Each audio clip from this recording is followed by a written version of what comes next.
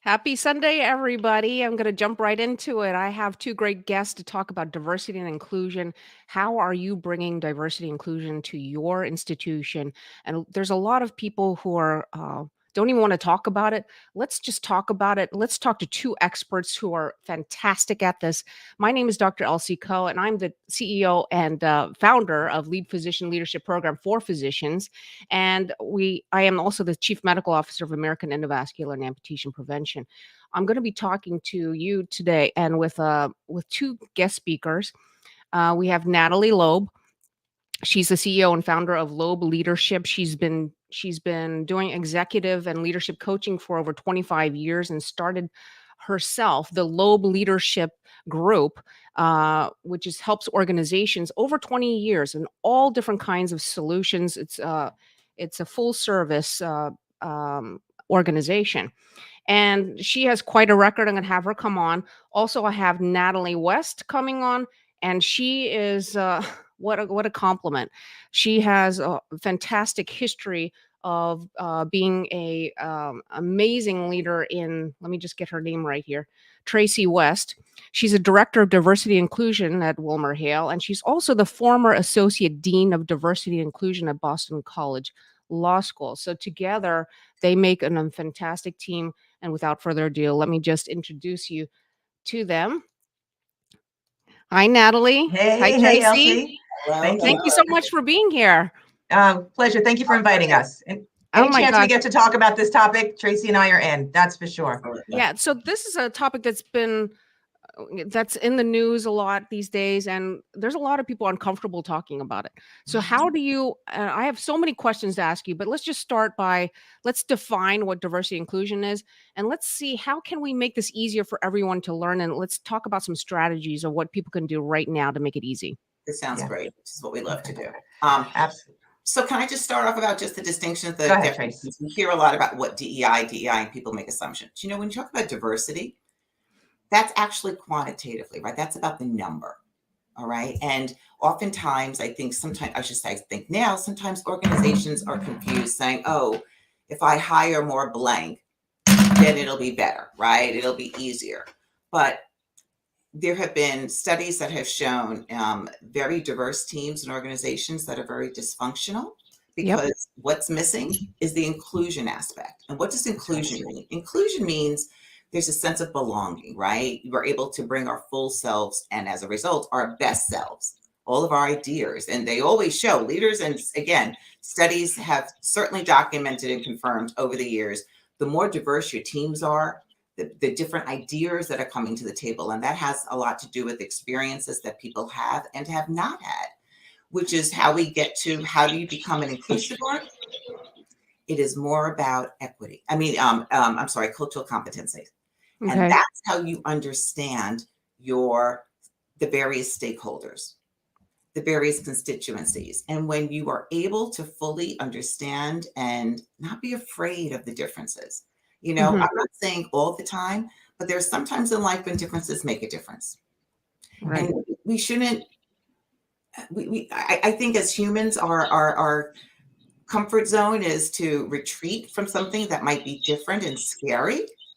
And what Natalie and I love to do is to work with leaders and organizations and actually help empower them to embrace. Okay. Inclusion. We're getting a little feedback. Is that? I don't know where it's from. Okay. All right.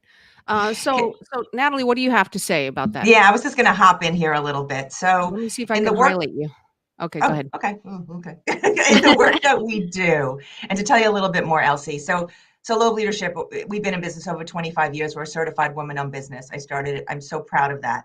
The story has changed from me having to hide actually that I was a working mother to today being so proud of being a working mother. So even talking about how the way we view ourselves and introduce ourselves in the business world has certainly changed over the years. Today, our team, like Tracey and I and the rest of our diverse team, what we care about and what we get up every day to do is to build extraordinary, inclusive leaders. We've always said that.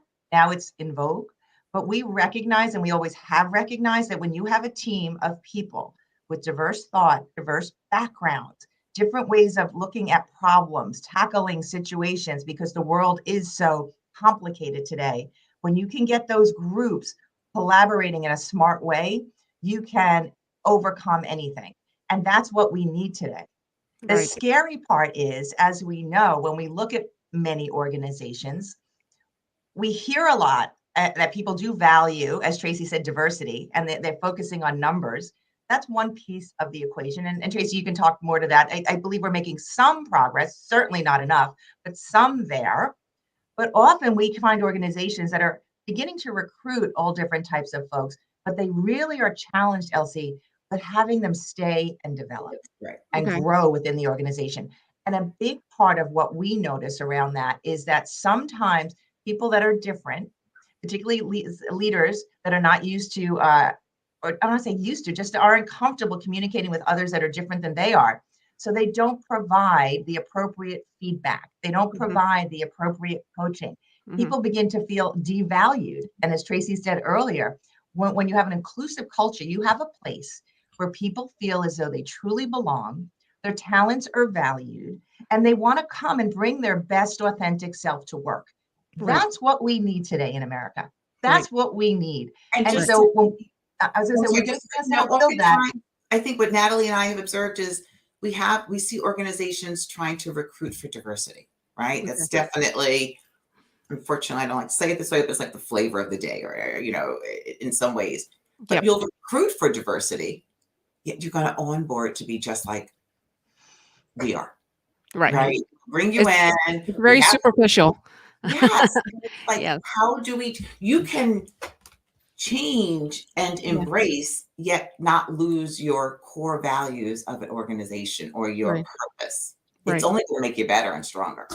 Right. And we have to recognize who the audience, who your customers are, and how your diversity and your inclusion is going to trickle down into what the product or the services that you're providing to the customers that are diverse already. Absolutely. Right. That's Let's talk about exactly some of the strategies, and then I would like to talk about a specific story that you have of an outcome from a client that you worked with.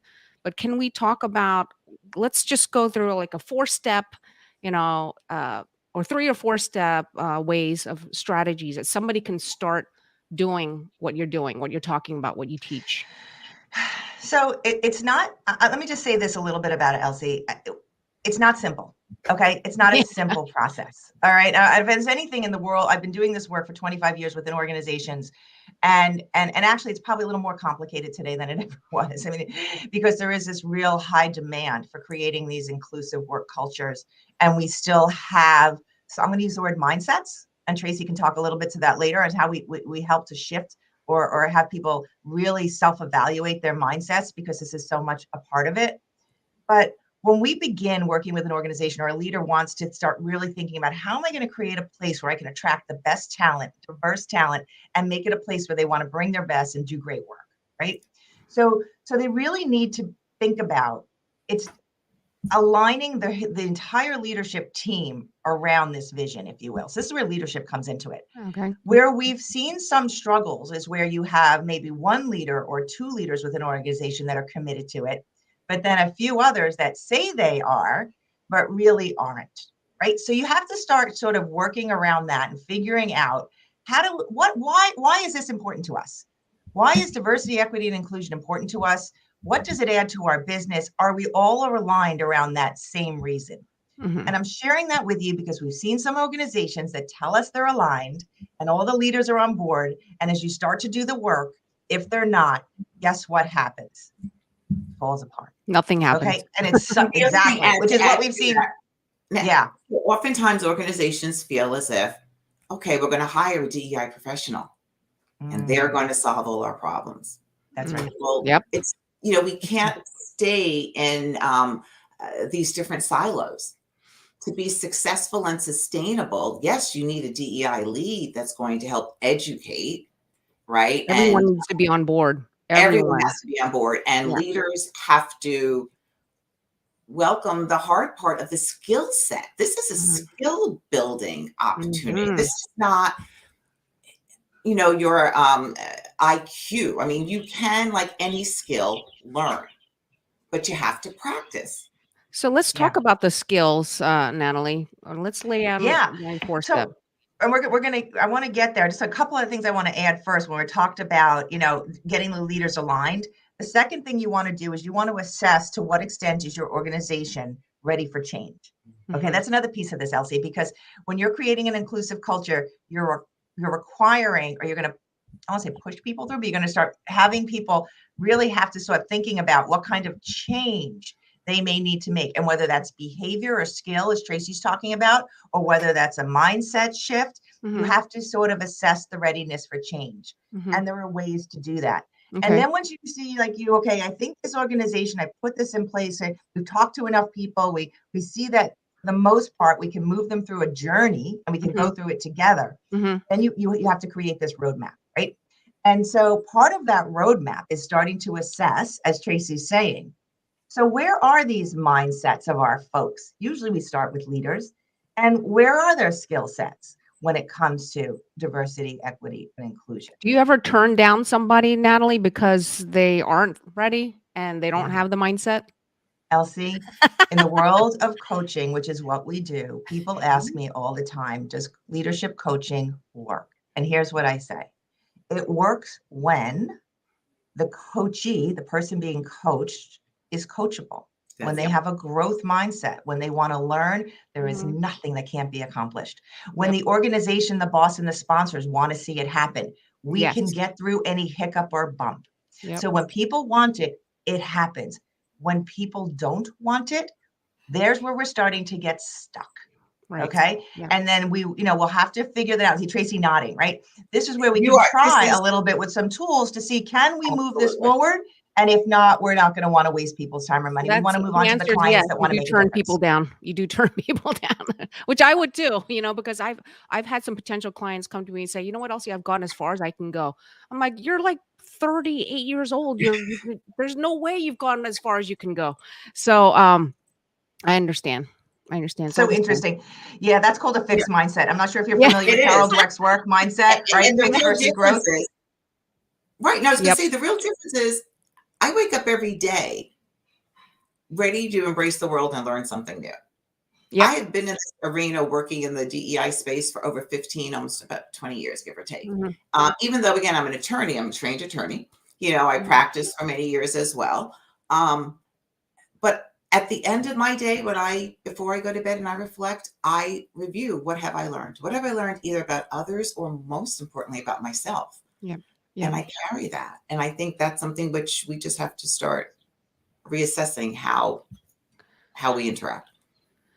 So, Natalie and Tracey, let's just assume that we have an organization in front of us who's ready for this, who knows that they're going to have a return on their investment because they realize that their customers need to have this creativity coming from them. What are the 4 steps or 3 or 4 steps that we need to tell everyone, that organization, what to do? So I guess where I'm going to begin, it's different between, you're mentioning organization. There are things that leaders within organizations can do, because leaders really are the ones that create this vision to move something forward, right? And so in a lot of our work, we focus with the leaders at the beginning, right? So I guess we could start that. And then the leaders make decisions on what they want their organization to do, right? What they're going to run their organization through, if you will. So when we talk about what we want our leaders to do, we like to use take a seat at the table. Okay, take a seat at the table. So what does that mean? Well, get ready, leaders. Step out of your comfort zone. Get ready to do that. We find a lot of times, Elsie, that leaders say they want to do this work, but it will make every leader uncomfortable. It's intended to make leaders uncomfortable because we really have to start thinking about how people that haven't traveled on our life's journey, what their life journey was like. And we Right. have to remove judgment. And that's really hard, to suspend judgment and Mm. instead try and use skills like empathy, listening, reflecting. These are the kinds of skills, compassion. You've probably heard about this, or certainly as a physician, right? We need to use these skills as we start stepping outside of our comfort zone to start to learn about others. Okay, so there's one. Right. Second one, I can't say loud enough, is to educate ourselves. I mean, there's so much that's happened in our world over the past 2 years. Let's say COVID, the social justice movement, so many things. My coach is Tracey. Tracey and I have been on our own journey together. We have our own story. When Tracey and I met, I thought Tracey was white. She thought I was black. This was pretty funny right there. Okay. Look at Tracey's light skinned, I'm dark skinned. Oh my God. So talk about using that as an opportunity to laugh and reflect and learn. But Tracey's become my coach I can go to and help. He's helped me to educate myself and pushing me out there.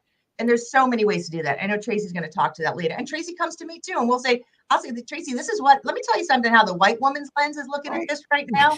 And Tracey will go, really? I'm like, oh yeah. And if she's in a room of a bunch of white women, she kind of wants to hear that. So we joke about it, but you have to be willing to educate yourself.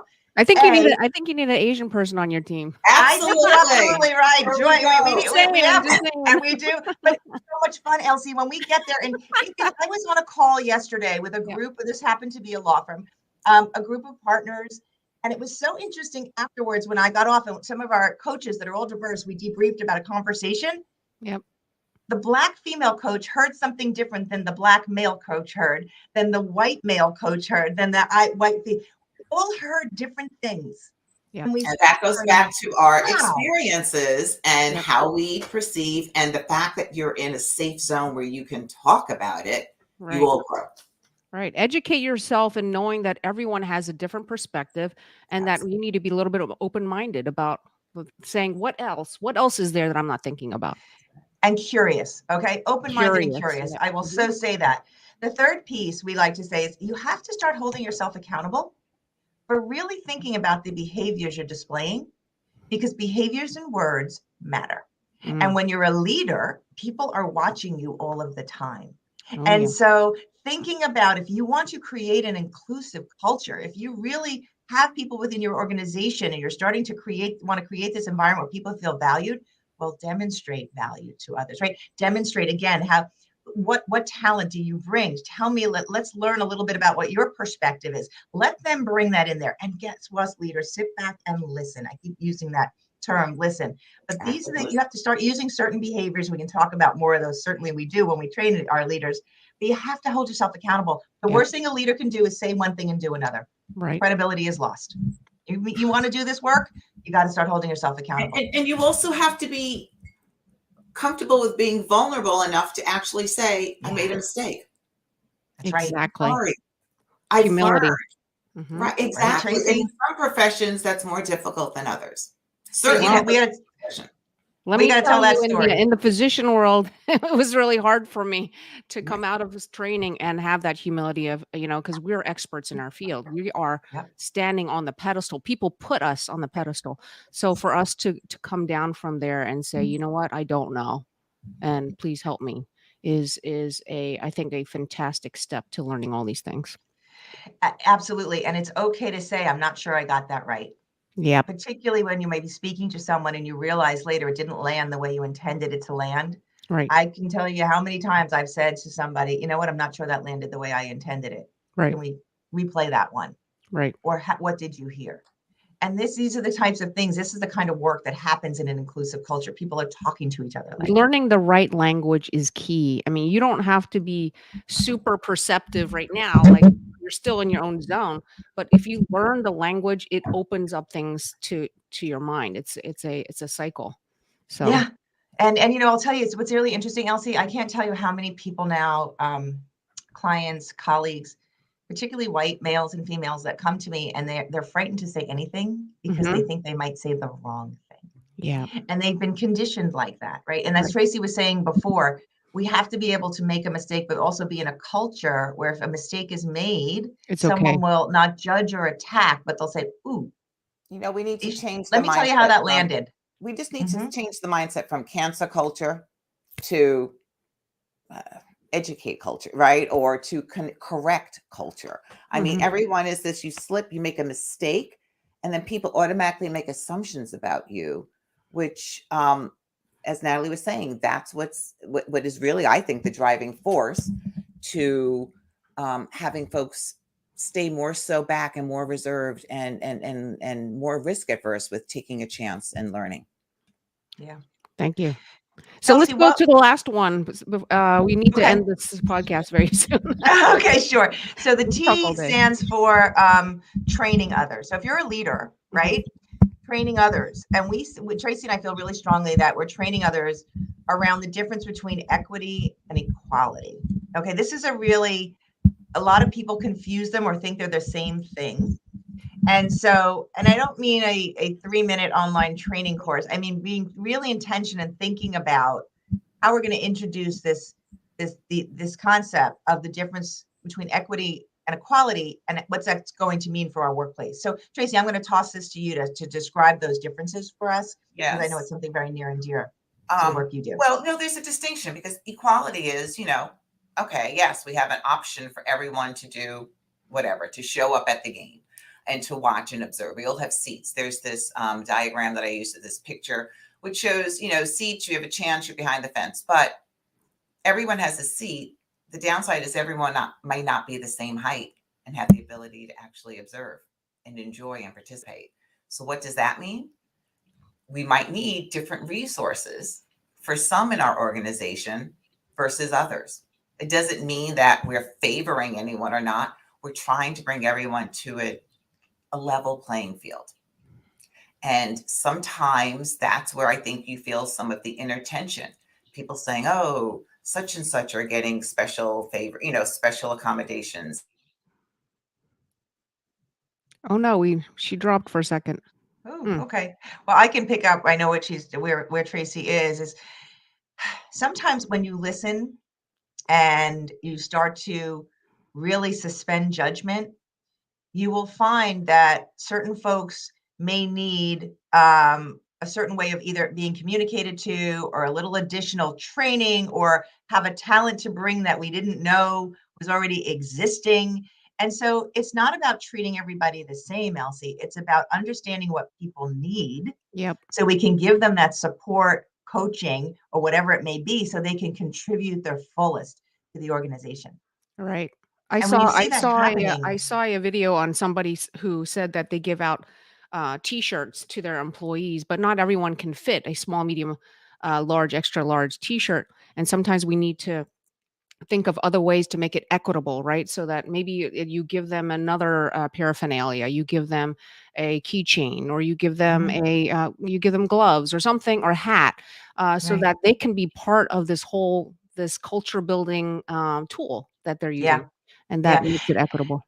That's a great example. And I know a lot of people, and I've seen leaders like, oh, why do I have to do this? And see, but this is the commitment, right? Yeah. So you really want to create a culture where everyone feels as though they belong and they can bring their best selves. And you're giving thought to that, which is reminding me that, so there is this roadmap I mentioned to create this inclusive culture. And as you're on this journey, there is a piece where you do want, as an organization, to start reviewing your policies and procedures and saying, are they supporting where we're going here? It's Yep. really interesting. Sometimes organizations, they want to go there, and then they'll have this policy that's actually not inclusive at all, and it gets in the way, and people will stick to that policy. So So you really have to mhm. look at all of this as you're on this journey to inclusion. You know what? So, that being said, this is a very complex topic. It's a lot more than you think, but having people like you, Natalie, and Tracey, helping organizations, I want to thank you for that. Every bit counts in helping this world to become a better place to live in. So let's just talk about how can people reach out to you. Um, Sure, this would be a Elsie. great way for if somebody wants to know more about your services. How do they do Yeah. that? Oh, thank you for asking. So if there is anybody that wants to just pick our brains, swap some thoughts, learn about how we do this kind of work, the best way to reach us, and I'll say we are a team, and we are a diverse team. I'm really proud of that. You can certainly go to our website, which is www, there you go, loebleadership.com, and you can inquire and just send an email to the site, and it'll get right to me. Mhm. My email is Natalie@loebleadership.com. And if anyone wanted to chat about anything around this topic, this is, like I said, something near and dear to our hearts that we really care about. please reach out. And we have other members on our team, like Tracey, that she popped right back up at the right Yeah, time, Tracey, nice that are to here you to join us. support and help. Excuse me. How And am I- Tracy's email, since you're Yep. here. Yes, and I'm so sorry. Old power, all of a sudden everything went down. Oh, it's okay. It happens, right? I knew that we're carried we well. kept going, girl. We can handle. We Keep support going, each keep other. going. That's right. So if anyone wants to reach Tracey, she's been gracious enough to give her personal email out to you, tracy.west0414@gmail.com. Thank you so much for being here. We're going to close this off. This has probably been one of the long ones. It's a very complex topic. sorry. There's no way around it. We just even scratched the surface. I not even know. scratched the surface Yeah. on this broad topic.